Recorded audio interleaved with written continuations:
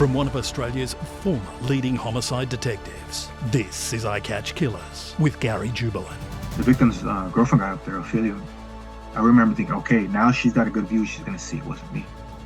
And when she said, no, that's him, I'll never forget his face, I was just shocked. Like, I've never seen this girl before in my life, you know. Did you naively think this will sort itself out? Like, I haven't done it, so the justice system will kick in? I Catch Killers with Gary Jubelin. Now, can you imagine spending over 20 years in prison for a crime you didn't commit? Going into that prison as a teenager and coming out as a middle-aged man. It's hard to comprehend how you would survive such an injustice. Well, today we're going to speak to someone that happened to.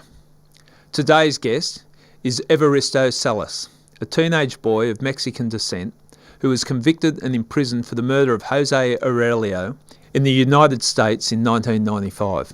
Evaristo always maintained his innocence regarding this violent crime. After years of legal battles, he was officially exonerated of the crime in 2023. Evaristo Salas, welcome to I Catch Killers. Nice to be with you. Well, look, I really appreciate you coming on the podcast because we had a chat before we started, and I pointed out the fact that I was a homicide cop for a long time now.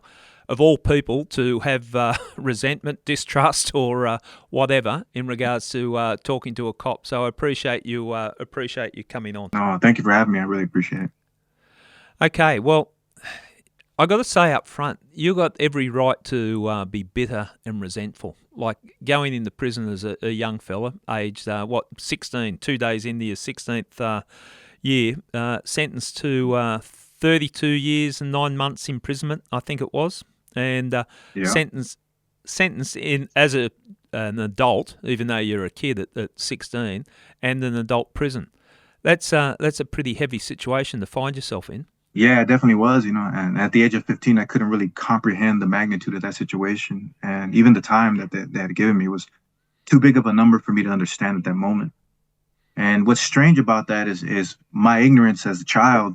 It actually prevented me from really dealing with it emotionally. And that helped me in a sense, because I think if I really understood the magnitude of what I was facing, I might have crumbled under that pressure. Yeah, that's interesting you say that, but you are naive at that age. You really have no appreciation what the world's about. And so the full ramifications of what faced you for the next 32 years probably didn't really sink in.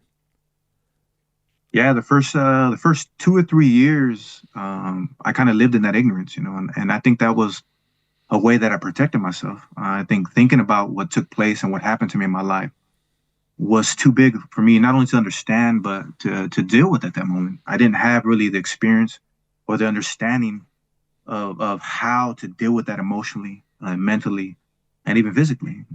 Here I was sitting in a place I'd never been, a hostile environment where everything and everyone seems to be trying to take advantage in one form or another.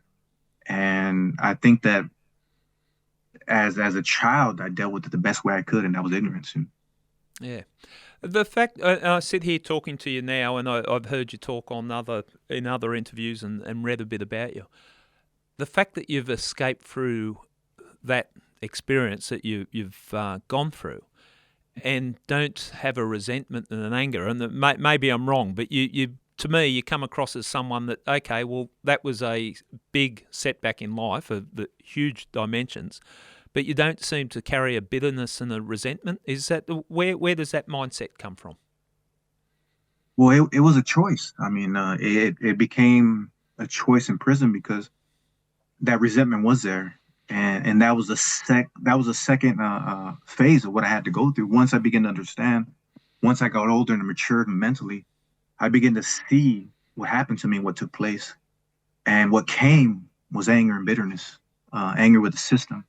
I didn't know at that time that the cop had set me up. I just assumed that it was just a part of this long, struggle that I had dealt with in my life of just, life just throwing these punches at me. And it was just another one of those things. And I grew angry with everything around me. And I think it was dipping into that madness and that anger and that frustration that led me down a path in prison to a point in my life where I was isolated. I couldn't function mentally. And I had to make a choice at that moment, a moment of kind of a self-preservation of how I wanted to live my life, because I was already in the cage physically. And at that moment, living in anger, I was in the cage mentally too. And I decided at that moment that I had to rise above that. I had to make the choice, a conscious decision to say, you know what, this happened to me. Okay, I can't change it at this moment. I can fight to change it, but I don't have to live my life mentally as if I'm still in a prison. I can find a way to free myself and begin to live. And it was a choice, and that choice was hard, for me to accept. But I decided that I wasn't going to hold on to anger, frustration, and hatred, because that in itself was a prison. And that was a prison that I created for myself. And I had to let go of that.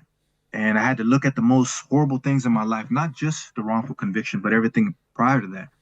And I had to forgive with a genuine forgiveness in order for me to live, in order for me to find myself, in order for me to become the person I needed to be. That had to go. And that was a choice that I had to make. And I had to be willing to say, you know what? I don't know why this happened or what was behind it, but it doesn't matter to me, because I'm going to find a way to live and live in peace in this place. And when I made that decision, I had to kind of make that decision every single day, because that anger would flare up. But that was probably the most freeing moment in my entire life in prison, was letting go of that burden, because that had carried me down, that had almost destroyed me and didn't allow me to see beyond the fog of the pain and the suffering that I was going through. But once I let it go, I could see with clarity, and I could make decisions that would better my life rather than destroy it. Okay, by letting that anger and resentment go. But I suppose it's the one thing that you can control, isn't it? There was nothing else about your life that you could really had control of, the environment that you were in, but you can control your own emotions and own thought process. So we're going to delve deep into that during the podcast, how you worked your way through that anger.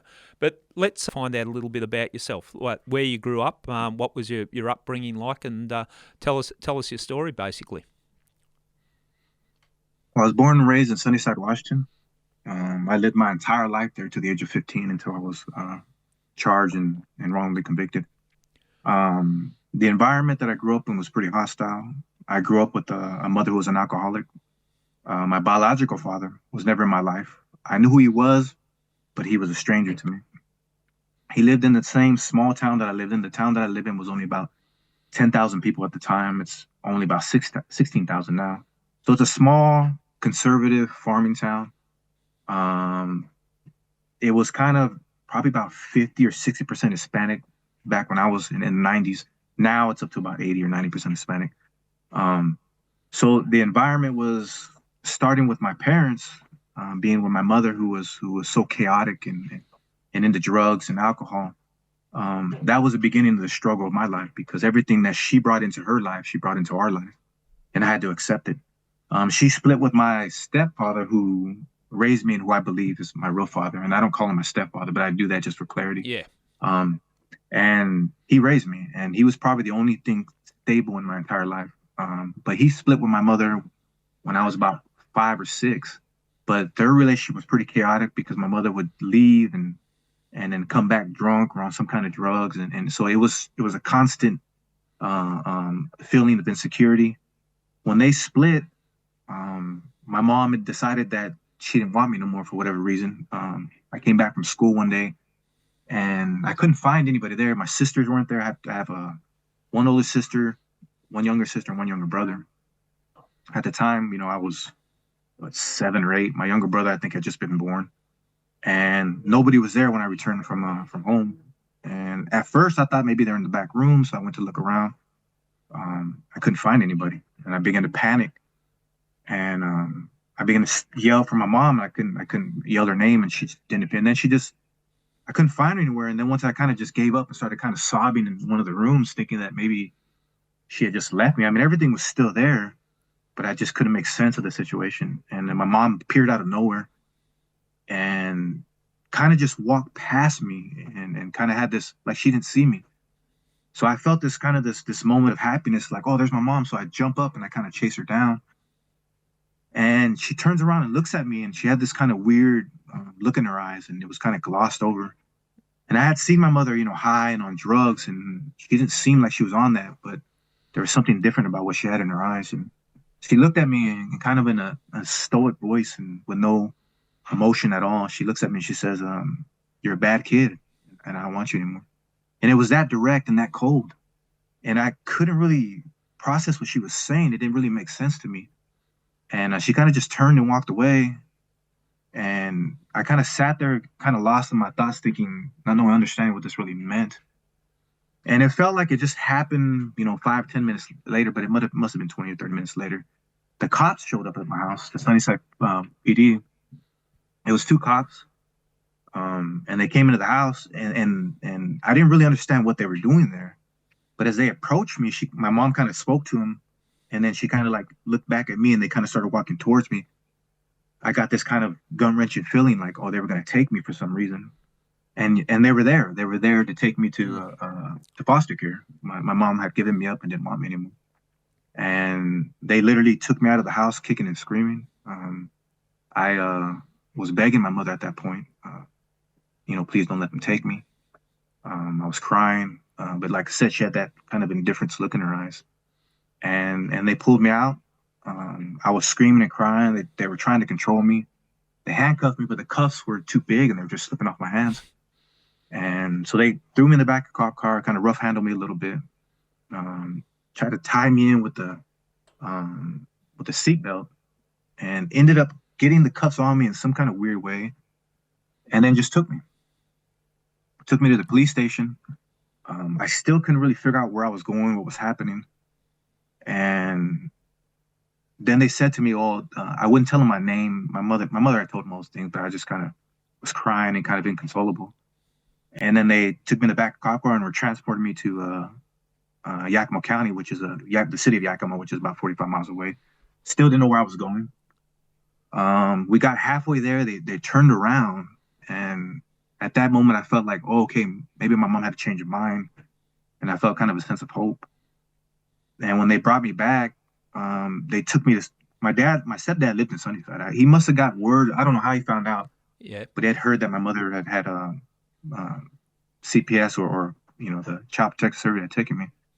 Somehow he got a hold of the police station. They took me to my dad's house, and I remember pulling up at my dad's house, and my dad coming to the back of the cop car, and as soon as he seen me, I remember the look in his eyes. He had like his face kind of, it was just like a deep sadness when he seen me. Yeah. And he kind of put his head down and kind of just started crying, and he says to me, and I'm crying, I'm screaming, I can't, you know what I mean? And he says to me, tries to calm me down. He says, your mother loves you. She's just in a bad place right now.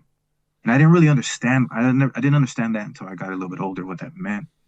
But I remember him picking me up, kind of crying at the same time, and then taking me into the house. And that began the process of me living with my dad and my mother kind of not having anything to do with me. She lived in the same town and not too far away, but I think it was 2 days later, I ran away and went back to her house. She called the cops on me again. And it was the same traumatic event, almost for about 2 or 3 weeks. And then the last time I just decided that, yeah, I get it now. And my father, I mean, he had to work. He worked, 12 to 13-hour days. But he had a house and there was stability there. When I was living with my mother, they would always shut the water off. We were always hungry. She would leave us sometimes for 2 or 3 days at a time. We'd be just me and my older sister, my younger sister by ourselves. And then she would bring these men in sometimes or get into these relationships where she had really abusive men. And I seemed to be a target of all of them. I don't understand what the reason was behind that. And so living with my dad, even though it was away from my mom, who I loved, there was stability there. There was a calmness there. There was a structure. And although my father had to work all these hours, he had this strength towards him, the way he carried himself. He carried himself in an honorable way. He wasn't really a religious man. He was a moralistic man and pragmatic in everything he did. And, so he wasn't a big speaker either. He didn't speak a lot, didn't talk a lot, but his actions spoke volumes to me. And the way he carried himself is how he affected me the most, which I didn't see at that time. but that came later when I was in prison. Yeah. And so that was kind of the environment that I grew up in. The other side of that was that the gangs have already kind of begin to form, begin to grow in the town. They originated in California and Yeah. were brought down here by individuals that were moving down here. So that was the other aspect of it. My father, being the good man he was, he still had to work, so he was gone the majority of the day when I get back from school, which left a void in my heart. And I was alone. It was just me and him for the first 2 years, and then my older sister came to live with us. Then my younger sister came to live with us. So my dad ended up raising all three of us by himself. But again, he was gone at work because he had to work to support us and get us the things we need. And what ended up happening was that it was the gang that filled that void. There was a part of me that I felt missing because my mother was gone, and I was looking for that love in other things and looking for that acceptance in other things.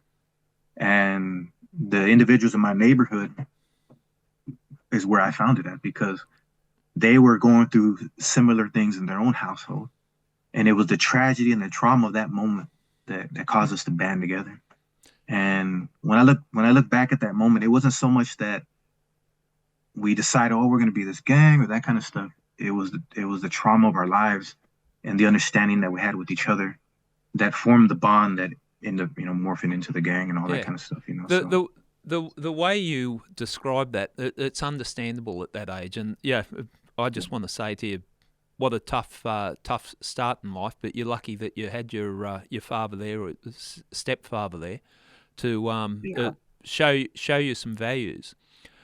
It's interesting how you talk about getting drawn into gangs, because I hear on this podcast and throughout my career, I saw that happen so many times. It's that sense of wanting to belong, to be part of something, to feel you've got your tribe, basically, some people that care for you and look out for you.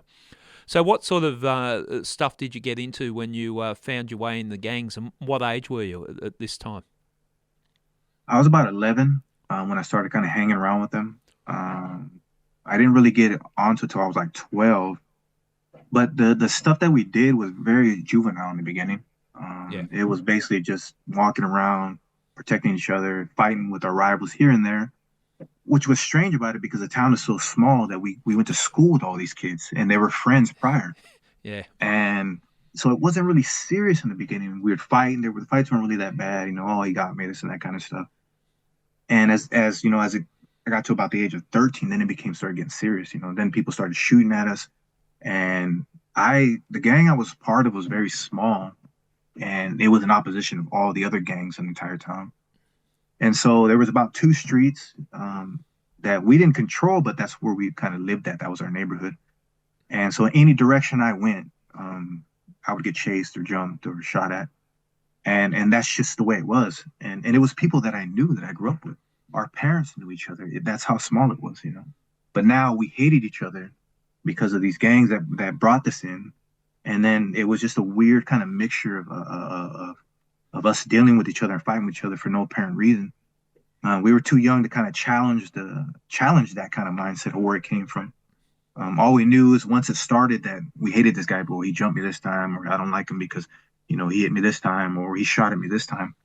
And that's what it became. The kind of daily things that we did was just kind of walk around. Sometimes we would steal things, or break into cars or tag up and just kind of juvenile, kind of delinquent stuff, And then since we were so outnumbered, we were always on the defense. There was no offensive on any kind of way, there was everywhere we went. And I was really small, and I got pretty much beat up every single fight that I got into. There was no, I couldn't challenge these guys. They were just too big. Yeah.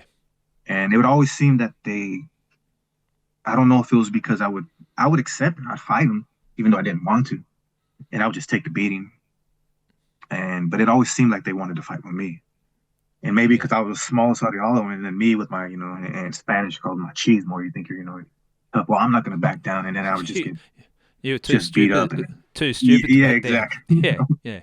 And as if there was something I was gaining from that, And so, those first, 12 to 13 to 14, I got beat up a lot of times, And I taught myself how to fight, which I think I won my first one. I think right before I went to prison, and that was pretty. I Yeah. didn't win. It wasn't like a big win, but I didn't get beat up, and so I felt like, hey, Okay. you know, You take so, take any take any victory you can get. yeah. He didn't get me on the ground this time. I don't have a black eye this time. Yeah. I might got a lump on my head over here, but so it was a small victory, but it just to um, a young kid like that, it seemed. I think when I was 12, 13, it didn't seem that serious, but when they started shooting at us and were trying to kill us, that's when I began to understand that I'm part of something that's not very good, Well, and by then it was too late. that confronted you in a big way. I believe you had a friend, a 14-year-old, that was shot and killed in your presence. Yeah, he was 17. Oh, you were 14 at the time. I was 14. Yeah, I Yeah, was 14. talk us through that, because that's the reality of seeing something like that. Sort of brings it home, the world that you were surviving in. Yeah, so I mean, it was my friend Robert, and he was like almost to a certain extent, he was like an older brother. I met him probably like 3 years prior when I was like 14, so maybe about 11 to 12, and we kind of just connected, and we just formed this kind of inseparable bond where we were always with each other. And I was younger and he was older, so he always had a tendency to try to protect me. And he got into a lot of fights because of me. Like I said, people would challenge me because I was really small, but he would get in for me. And he saved me, I mean, two or three different times. One time, this guy ran up on me with a knife and almost stabbed me. He jumped in and almost got stabbed himself. Yeah. And then another time, these two guys ran after me with machetes, and he stood his ground. And he was telling me to run, and I didn't want to leave him there. And they were swinging the machetes at us, but they didn't. We kind of were maneuvering, so they couldn't, and then they ended up running away. And it was moments like that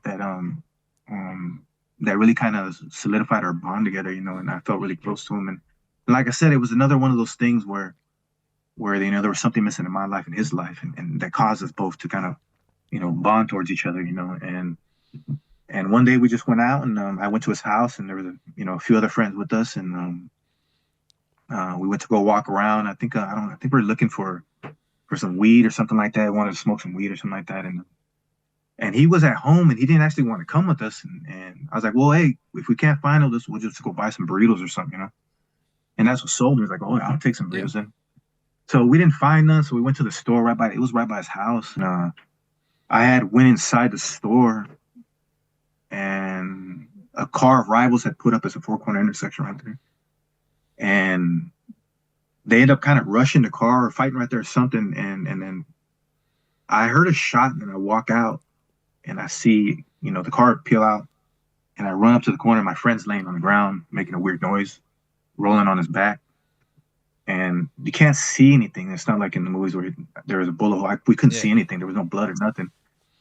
And we lift up his shirt, and there was like a little weird like bulge right here, but we didn't know it at the time. But apparently, he had got shot in the back, and it came in and pierced his heart. And it was literally peeking out of his chest right here, and he was making a weird noise, and then he just stopped making the noise, and we're trying to shake him to wake up, and he died right there in that corner. One of the worst part about that is that as we were trying to kind of get him to wake up, his dad had pulled up on the intersection, was coming around because he lived right there, and he had his two little sisters were in the car, and he seen the commotion or something and kind of pulled into the driveway, and somebody had yelled that it was his son and everything, and he jumps up and runs out, and his two little sisters seen that and were screaming in the background. They were 8, 9, 10 years old, I can't remember, and that added to to the horrors of that moment, and to me, when I lost him, it was, I mean, to me, it was like I couldn't deal with it anymore, and it wasn't fun for me at all anymore, and it ceased to be fun already. But that right there kind of solidified my thought process and thinking that I have to find a way to get out of this stuff. I cannot live like this anymore. Yeah, I was going to ask you that, something as confronting as seeing a friend killed like that. Your mindset at that time was that this wasn't the life that you wanted to live? Yeah, I mean, it hit me pretty hard that day. And then when we buried him, I had already been thinking, I had already been kind of thinking about not being a part of this anymore because, it was just too much. I mean, literally getting shot at all the time, and it wasn't like it was like a weekly thing. And some of these guys I didn't even know just because of the color I wore and the where I lived at. And it just became too real to me. It wasn't fun anymore. It wasn't a joke. It wasn't, we were just there for each other. Now we got to survive. And, and so that kind of solidified that moment in my mind and then became, well, how do I do that? I mean, my dad's poor, even though my dad works in a way where we don't feel that we're poor, but we are. We can't just get up and leave. My dad at the same time is trying to do everything his best to save me from that. He feels bad for the other kids, but look, I'm his son, but he has no way. I mean, he can't just pick up and go somewhere else. And it was just like I felt stuck. And then we end up burying him. And then the next day is when they came to my house and charged me with murder I didn't commit. So I didn't even have a time to really process that moment. And then I was thrusted into another life-changing, experience. So. You're just on that pathway. Tell us about the murder that you were convicted of that you didn't commit. But tell us about the circumstances surrounding the murder. Well, I can tell you how it began for me, and then I kind of explain what I learned from the courts and stuff. Yep. But so it just, we buried my friend. That day. The next day, they wake me up about 9:00, and these cops I had known my entire life. They harass me. I said things to them. And so they know who I am. I know who they are. They, have picked me up plenty of times. So they come to the house and they want to talk to me about my friend that was killed. I hadn't really slept that whole week. I definitely didn't sleep that night, and I was really mad because, I didn't know anything. I was in the store when it happened, so I couldn't give them anything. But they proceeded, well, we're just going to take you down there, this and this and that. So I cussed at them, like, I don't know why you guys are always messing with me, something to that effect. And I finally agreed to them. I said, all right, whatever, they'll be back in a few minutes. I said, okay.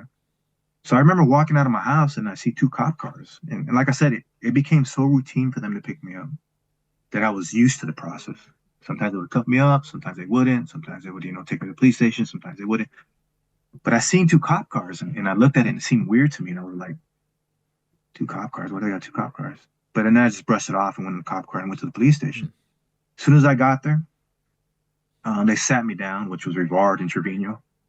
Rivard being the lead detective, Trevino being his second hand, Yeah. And he looks at me and says, why you're here? And I said, yeah, because my friend Robert. And he was like, no. Somebody said you killed somebody. And I almost laughed when he said that because it was like, who? What you trying to say? I killed my friend, you know what I mean? Because there was nobody that, that I could really kind of understand who they're talking about. And then they always begin this way. This is their interrogation technique every single time. Well, somebody said this, somebody said that. And so it was almost a routine that we went through all the time. And then he looks at me and he says, no, I'm serious. But the way he said that, I'm serious. I said, no. What are you talking about? You know what I mean? Yeah. And he said, oh, well, somebody said you killed somebody when you were 14 years old and 6 months ago. And I was like, and then I was even more lost. I was like, and I couldn't even what are you talking about? You know what I mean? They said his name, which was Jose Arreola. I didn't know that name. I was like, I don't. And then they said his tag name or his gang name or what they called him on the streets, which was Bugs. I had heard of somebody by that name, but I didn't know him personally. And he begins to go on, well, someone said this, someone said that. And I'm telling him, look, I'm telling you right now, I don't know anything about this. I heard about that murder, months back, but it had nothing to do with me. I don't even, it wasn't even a thought in my head. And I don't say that as it being any reflection on somebody being murdered and all that, but it's just that if someone gets killed and you don't know them, it doesn't really impact you in kind of an emotional way. Yeah. It's just someone died, all that's messed up, so it wasn't even a thought in my head. And so he began to go on and say, well, he doesn't tell me really much. He just says, someone said this, someone said that. And I'm arguing with him back and forth. And I tell him, I said, look, you guys know me my entire life. Yeah, I do stupid stuff and I kind of talk trash to you guys and all that kind of stuff. But I'm no killer, I didn't kill anybody. And then he looks at me and he says, You didn't think we were ever going to catch you, huh? And with that statement right there, I knew that he'd already made up his mind. And he looks at me and says, I'm going to charge you with murder. And by this time, I'm crying. I'm telling him, look, I didn't kill anybody. I'm telling you that right now. But there was nothing. I couldn't. It didn't matter to him. He was charging me. I called my dad after that. And I tell my dad doesn't know what's going on. He's like, what the, I mean, I said, Dad, look, they're saying this. And he says, you have anything to do with it? I said, no, Dad, I'm telling you right now. I don't even know what they're talking about. He says, okay, just calm down. It'll be all right. We'll figure it out. It'll be all right. And they carted me off to juvenile, charged me with first-degree murder, threw me in the juvenile. And so that's where it began for me. That was the beginning of this whole episode. Can I ask you what was going through your mind at that stage? It's hard to even comprehend being told you're going to be charged with murder. Did you naively think this will sort itself out? Like, I haven't done it, so the justice system will kick in. What was going through your mind at that point in time when you were told you're going to be charged with murder? At that moment, it was shock. I had already suffered the blow of losing a friend just a couple of days before. I was already in this mindset where I was just so tired of living the life that I had been living. And this was just another hit. And it was like I just couldn't, at that moment, deal with it. And it was such a shock that it was weird. I was almost like I had been crying and then I just kind of just put my head down and it was just like I couldn't mentally deal with it. And when I remember them taking me up to the juvenile, handcuffed and everything, I remember looking at Sunnyside and getting this dreadful feeling as if that was going to be the last time I seen it. And I was just stunned. I remember I couldn't even speak. And I remember getting to the juvenile and trying to process this, and like, I don't understand, and then came a little bit after that gave me a little bit of comfort. I was like, oh, well, they're going to figure it out. I really didn't do it. So I don't have much to worry about, but that only gives a certain amount of comfort. Maybe it comforts that feeling for a moment, but then you're stuck in that place and you realize that, look, it's every day is another day that they don't figure it out. And so it helped to a certain extent in small moments, but it didn't really relieve it was just a really shock. And like, I couldn't understand. And I remember thinking, go ahead. Sorry, I take it after the charge, you were locked up. You weren't bailed. You were locked up in juvenile detention center at that stage. Yeah, I went to the Yakima juvenile, and I remember telling all the guards over there that I didn't do it because you come in for a murder charge, they look at you a certain way, especially when you're as young as I am. Yeah. And I remember a few of them saying, "I hope not. I hope not." But I had this feeling that I had to tell every single person I came across I didn't do it. I had to defend myself some kind of way. It didn't matter if there were kids that were there with me, or if it was guards. I had to say it to every single person. And but it was a look that I got from every single person was the same thing. Like, yeah, okay. We've heard and that was a look. Yeah, and that was a look I got for 20 plus years until that documentary came out. We'll break it down and go through the whole process, but I can't honestly comprehend carrying that frustration of what you've gone through. Like, you think, this can't be right. This is a nightmare. When's it going to stop? Just going through what you went through. The process once you've been charged. Just talk us through that, the court appearances, the trial, and what happened there. Your experience throughout that process. Well, when I was in the juvenile, the juvenile was filled with a bunch of young gang members, and so it was battles all over the place, fighting, nonstop, lockdowns, nonstop, people hitting you up, where you're from. So it was just an enclosed version of what I came from on the streets, And now they had to fight; they were trying to house everybody together. So it was just like it was hard in that kind of environment. And then I had this heavy burden of knowing I'm in prison for something I didn't do. And nobody cares. Nobody believes in me. It doesn't matter to anybody else because it doesn't affect them personally. So I'm stuck. I'm alone in my own thoughts and my own feelings.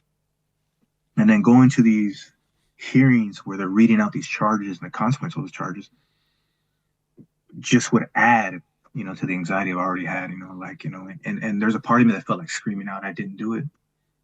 But the consequences of doing that would only send me to a strip cell and put me in lockdown for, 24, 48 hours. And then I remember the prosecuting attorney. It was a female prosecuting attorney. Her name's, I think her last name's Owell or something like that. And she had a fire about her, like as if I had personally did something to her. And the way she spoke about the murder, the way and maybe this is just, the way prosecutors are supposed to be towards the victim. I get that, but this seemed real personal in the things that she would say. Some of the things were real mean spirited, towards me. And I felt that from her. And I remember going back to the cell and thinking, that was, that's a certain amount of abuse that I'm going to be facing. I'm going to face from everybody. It's a jacket that you get. And I didn't know how to deal with it at that moment. I just kept thinking, why is she being so mean? I get it. She's a prosecuting attorney, but some of the things she's saying are personal, and, taking shots at my family, taking shots at me, saying things that are not true. But I couldn't defend myself. I couldn't get up and say anything because that's where it was. And then it got progressively worse. My lawyer tells me I didn't know anything about being declined or sent to an adult jail. I didn't know nothing about that, nothing about the law. And so he tells me the process. And I remember telling him, I said, I said, you mean they can send me to prison? I mean, they can send me to the county jail? And he's like, yeah. He goes, and that's what they're trying to do. And he goes, most likely that's where you're going to go. And I said, what do you mean most likely that's where I'm going to go? He goes, well, murder charges, if you were 16, you would have already been automatically sent to the county jail. I said, but I'm 15, I'm a kid. He goes, it doesn't really matter. So we're going to go to these hearings and they're going to determine whether they're going to send you over there or not. And I was like, and he goes, and he was blunt with me. He wasn't going to beat around the bush about what took place. He goes, if you go there, he goes, you have to be very careful. I was like, what do you mean be careful? He said, because, he said, you're real small, and they're going to try to do things to you. And I was like, what do you mean do things? He says, well, they'll try to rape you or beat you up or do all these kind of things. So he filled my mind with all the horrors of what jail would be like for a kid like me. That didn't help me, that made it worse. But I get, he wanted me to see, see it. The reality. And, the reality of it. And, the juvenile wasn't even better. They had this scare straight thought process where they wanted to show us how terrible the prisons were as a way to kind of get us to stop doing what we're doing on the streets. So what we got every Friday was documentaries of all the horrors in prison of what happened to people, juveniles, all that kind of stuff. And they filled our mind with that on loop every Friday, every Saturday or Sunday, I can't remember. They would give us that. And so this was my thought process, whether reality or not, that's what was in my head. Like, oh God, I'm going to have to deal with that. How am I going to survive? And I go to my hearings and my decline hearings, like a mini trial.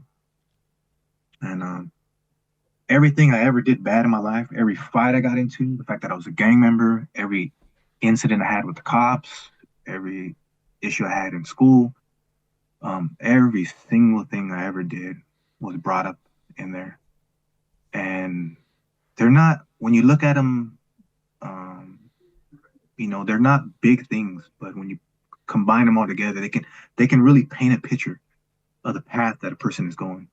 It sounds to me like they're painting the narrative that, excuse the facts, but look at this kid. He was destined to go down that path. It sounds like that. And you talk about the prosecutor and the passion that she had, the vitriol. Like it's almost like they've assumed you're guilty. This is just a process. It feels like, to me, the way that you're telling your story is that people have already convicted you and just accepted you've convicted the crime, and here you are as a kid sitting there thinking, I haven't done this.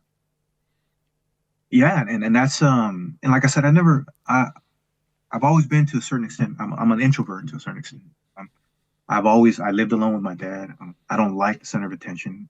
I don't like whenever I was in a group, I was always in the corner trying to, like, that's just the way, that was my personality.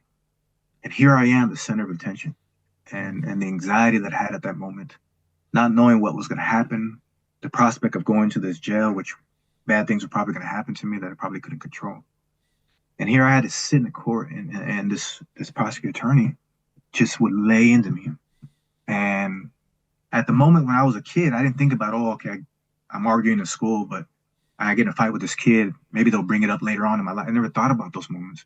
And here I am. They're just a trail of things, and I'm thinking to myself, wow, that makes me look horrible, you know what I mean? And they're like you said, they're painting this narrative, you know, of who I was to convince the judge that you need to send this guy to prison, whether he's guilty or innocent. It doesn't matter because he's a threat to society, and that's what they were saying. Left unchecked, all this kind of stuff, he'll be a threat to society. And I mean, the detective was up there saying all kinds of things, all this stuff, you know, and here I just had to sit like this and just take it. And my lawyer would get up and argue this and argue that. But there's, you know, whenever somebody's accusing you of something personally, or whenever somebody's attacking you, your first instinct is to get up and defend yourself. Oh no, that ain't true. Well, you know, that's not the person I am. But I couldn't do that. Yeah. Because the consequence of speaking out in court would just be worse on me. I had to kind of be there in a submissive kind of form, because that's the way the American justice system is, you know. And you learn that right away, because if you don't, then, you know, you go directly to a holding cell, or, you know, that kind of stuff. You know, you don't want to be stuck in there for 24 hours, 48 hours. And so we're going through this process. And I remember the judge, you know, when she made her decision to decline me and send me to the adult court, even though their expert, which was a psychiatrist, said that he was against sending me to adult court because I was too young, immature, and my mind wasn't formed right, and all that kind of stuff. And I would benefit if he was. They were already talking as if I was going to prison anyways. Oh, he would benefit for, you know, being in the juvenile system because, you know, he'll learn this and learn that. So they're speaking in terms as if I'm guilty and I'm going to jail. It's not like, well, if he's convicted, then this. It's none of that. It's, well, when he goes here, he goes there. They were already, you know what I mean? But he voted against sending me to adult court, told me to stay. They had a probation officer, did the same thing. The judge ruled against that and said, and these words always rang in my mind, you know, over and over the, you know, the 20-some years. She told my dad directly, and she told my dad, she said, you're a great father. You've been here for your son and done all these things for him. And it's obvious that you love your son. And she says to him in front of me, too, she goes, but your love can't save him now. And those words right there, I don't understand why she needed to say that and convey that to me and to my dad. And it cut me. It cut me. And I remember those words replayed in my head, you know, for over 20 years. And she declined me. She decided to send me to adult court. And then she wrote in the paper, said that I was a threat. I was a threat to the public, and left unchecked, that, you know, I would become worse. And I've already proven that the way I was living already. And I read that. I mean, I got the paperwork. I still got the paperwork. And I was just, it was so strange, because in that moment, you're already, you know, in an emotional, vulnerable position, you know, or, you know, mentally. The world seems to be caving in on you. And these people, like, they kick you even more. It's almost that they don't see you as a child. They see you as something else. They don't even talk to you as if you're a child. They speak to you as if, you know, you're something other than that. And so I had to deal with those words, and I got sent to the Yakima County Jail. I remember when I came back from the hearing, they put me straight into holding cell and didn't want me around the other juveniles because I was considered an adult now. Yeah. And I couldn't be housed with juveniles. And I remember coming back, and I remember this guard. I had grown kind of close to her, kind of in the juvenile, and she was like just a real nice lady. And I would fold the clothes and all this kind of stuff, you know, and help out and clean, all that kind of stuff. And she was just really nice to me. And I remember seeing her just crying, you know, and I remember looking at her when I was in the holding cell. I could see the booth, and she was just crying, right, and looking at me, just crying. And I couldn't understand, you know, why she was crying. But when I look back years on that, the reason she was crying is because she understood the horrors that I was going to face in that place. Yeah. She understood what awaited me. And I was too young and ignorant to really understand. Even though I was scared, I couldn't really. And her tears were an expression, you know, of her sorrow for me, you know. And like I said, she was such a nice person to me. And I ended up getting transferred to the Yakima County Jail. I mean, nothing even fit me. Nothing fit me. I was so And is small. and is this before you've been convicted? Is this when the Yeah, yeah, decision's made that you're going to get tried? So they're virtually yeah. throwing you to the wolves before you're even convicted. Oh yeah, yeah. They don't. I mean, there's no. Um, yeah, they just throw you in there. There's no if you're convicted. They don't. They say it's weird in the American justice system. They always tout that as being, oh, you're innocent before proven guilty, but the system is not based like that. Yeah, If that was the case, they wouldn't be treating you like this, they wouldn't be And putting you in there. no, exactly, and they tossed me straight in, and I went straight to solitary confinement. How old were you? I was 15. I was 15. 15, I just and turned in 15 a male adult prison. in the Yakima County Jail, yeah, which is adult jail, yeah. Yeah. Okay. And Talk they took, talk talk us through that experience, like how you survived from the time you got there. well, they took me straight to solitary confinement. I had never really experienced being in a cell or a small tank for 24 hours a day. I never experienced that in my life. But they had to do that to protect me and other juveniles because the adults would prey upon us. And the only way to do that is to put us in solitary confinement. So I went straight into a cell, straight into a tank there was maybe three other juveniles that they're also charged as adults. And there I sat. And it kept us, safe from, what could possibly happen if they just dumped us right into the tanks with the adults. And we had nothing to do. It was just us. And, we just sat there, played games and dealt with our emotions. And they were always fighting because, that's just what kids do, I guess. But it's a really dirty, grimy place because it's the hole, basically what it is. The food is horrible. You never leave that area. And everybody, the juveniles over there were all facing, 30, 40 years in prison because they got declined too. So the level of hope is pretty low, And my dad, though, would come see me every visiting day. He was there, called him every day, and he wanted me to call him every day. And that was my strength in that place was him. He did not let me stumble. He always reminded me, to be strong and all that kind of stuff. But, I adjusted. Trial began, and again, I was a little hopeful. I was like, well, they can't convict me of something I really didn't do. There's no way. It's not going to happen. Because growing up in America, they get you into believing that. The American system of justice is this. They have all these praises for it, and that's what school does to you. It tells you how great our country is, and it doesn't talk about the wrongful convictions, the racism, or whatever. This is America. It's great. These are the reasons why. This is why you should love it. And our justice system is the best in the world. So you grow up with that, even though I was kind of outside of that system, I still believed in it because that's all So I was like, I'll be all right, And as we started trial, they had my trial in the basement of the Yakima County Jail, and it was really cold down there. And they would take me in the morning and put me in a holding cell by myself because I was a juvenile. And I would sit there for an hour before I would go into court. And it's just an anxiety-filled hour where you just couldn't.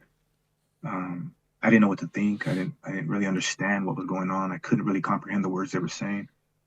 These are all big words that I've never used in my life. Not to mention the legal, jargon and all that kind of stuff. I didn't understand none of that stuff. I probably understood maybe 20% of what they were saying. So I go in there, and I remember what happened was me and my dad kind of developed this little routine. So they put me out of the holding cell, and they would go straight into the courtroom. And my dad would be sitting in there already, waiting for court. I would sit down. Once they put me down, the bailiff would leave. And then I would look back like this over my shoulder, and he'd be sitting right back there in the public area. And he would whisper to me, and I couldn't really hear him, but I could kind of read his lips. And he would tell me to stand up. And I had a habit of kind of slouching, but he'd always tell me, put your shoulders up, your chin up, be strong. And just that little, those words right there would give me the strength to push through that moment. I think if he had not been there at least one day, I probably would have crumbled because he was my strength in that moment. It sounds And like, it sounds to me the way you describe him and the support that he was. You've said strength. It's a rock that held you together, by the sounds of it. yeah, it was. I mean, he was there with me. You know, he never let me feel like I was alone, and he always kind of gave me strength, words of strength, and just that moment right there was. I know he could see it. He could see, because you know he's my dad. He can see what it was doing to me, and I think that he, as a father, you know, I mean, you have to, in the best way you can. I mean, how do you, when I think of, you know, what he went through, I think of how do you, as a father, protect your son in that kind of moment, or uplift him, and not let him, you know, start thinking, you know, things, you know, or you know, kind of lose himself. And I remember going through that process, and just always every morning him being there right there, and I felt like, okay, I can deal with what's going to go on today. How long did the trial run for? I think it went from, I think, the 6th to the 19th. I was convicted on the 19th. I think it begun on December 6th and then ended on the 9th, December 19th. Okay, so we're looking at almost 2 weeks. Yeah, and don't count the weekends, because we didn't go to court on the Yeah. weekends. Yeah. Okay. And trial was brutal for me, because it was just witnesses getting up there and saying things that weren't true, that I knew weren't true, and I couldn't understand why they were saying them. And I remember thinking, when the victim's girlfriend got up there, Ophelia, I remember thinking, okay, now she's got a good view. She's gonna see it wasn't me. And when she said, no, that's him, I'll never forget his face, I was just shocked. Like, I've never seen this girl before in my life, you know. How could she not see this, you know? And I remember I looked right at her, you know, and she would give me this really ugly, dirty looks, and I was like, well, she's gonna realize that. And she didn't.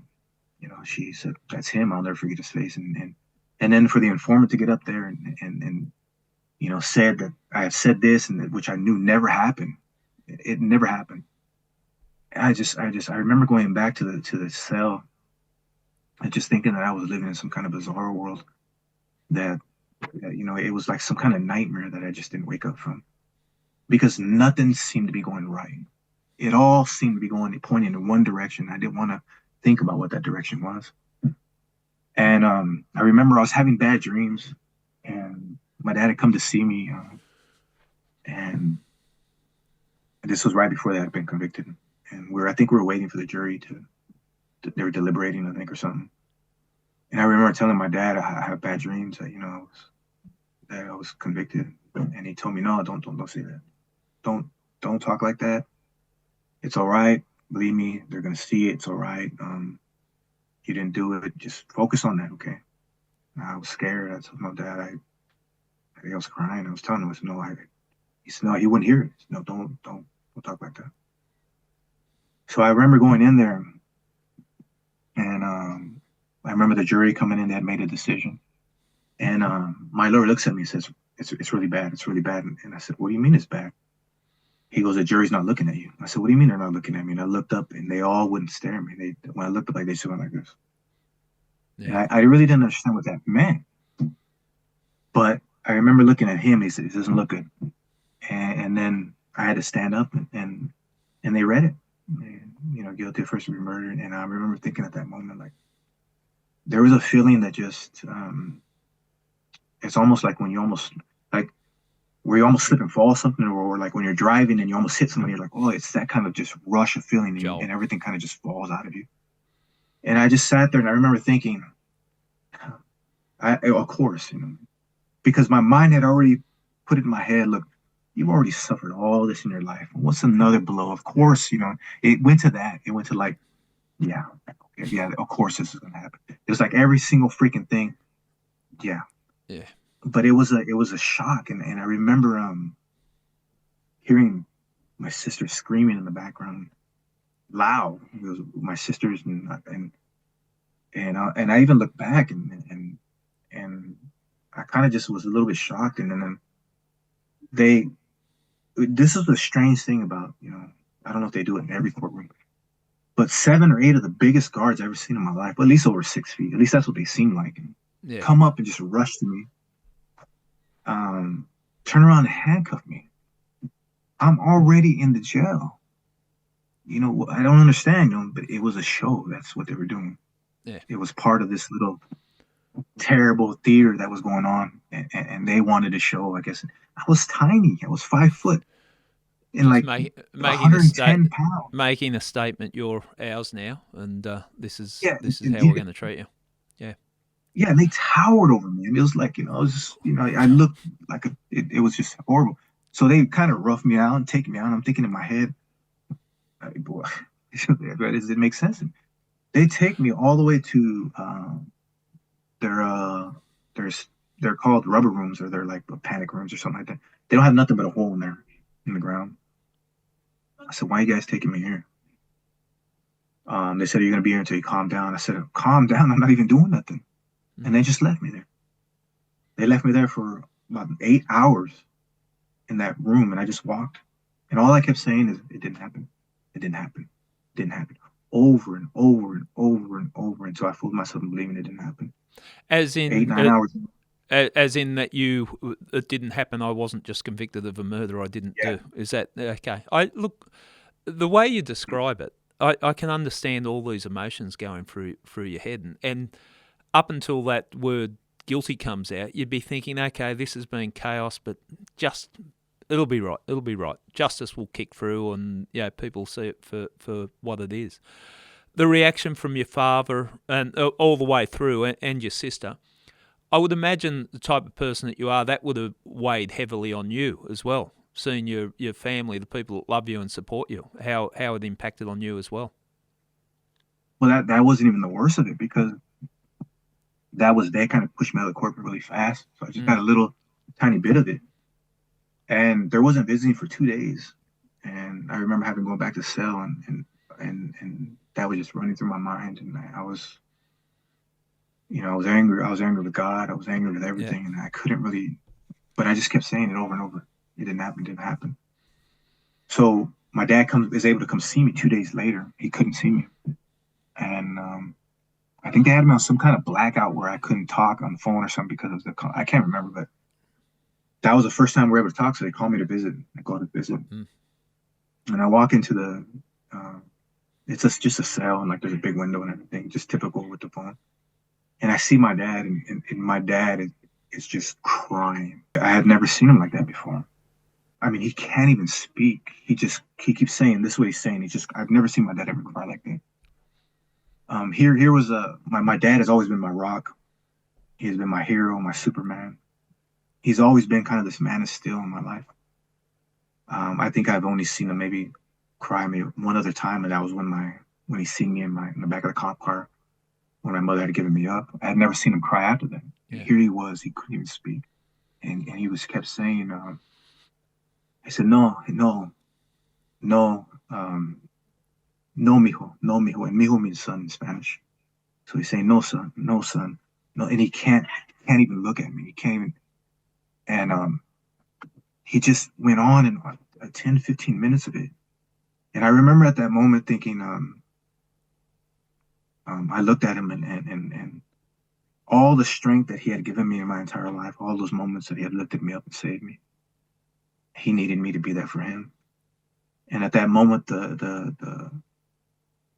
it had switched, and I had to be strong for him. And I remember telling him, I looked at him and I said, it's all right, Dad. I'll survive. It's all right, Dad. I'll survive. And that kind of calm tone. And I had to say that for maybe almost 10 minutes, and he finally slowly came down. Slowly. And then he couldn't really talk. He was just had this blank stare in his eye. And I just kept saying over, I'll survive. I'll survive. And then he calmed down, and then the visit was over. It was only an hour. I had to go. And that's when I went back to the room and I broke down, because that was the moment where it not only became real to me, but seeing him that way, my rock, and the man of steel in my life, he was mortal at that moment, He was no longer that.